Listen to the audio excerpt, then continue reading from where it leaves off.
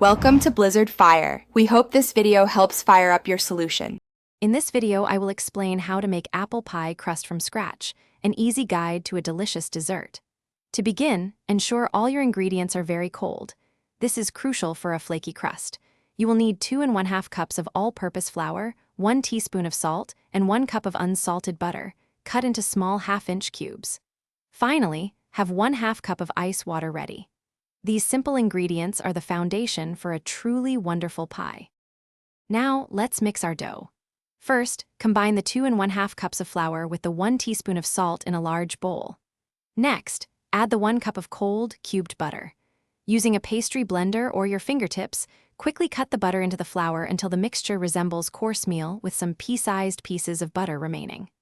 Then, slowly add the 1/2 cup of ice water, 1 tablespoon at a time, mixing until the dough just barely comes together. Be careful not to overmix.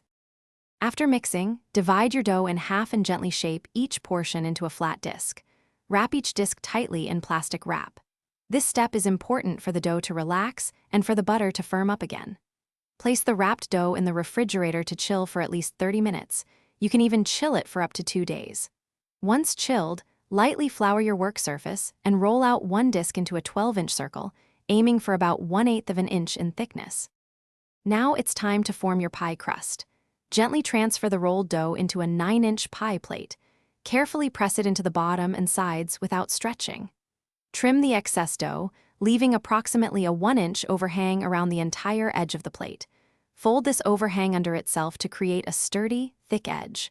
Finally, crimp the edges decoratively using your fingers or the tines of a fork. Your perfect homemade apple pie crust is now ready for filling and baking. Thanks for watching. If you found this helpful, don't forget to like and subscribe.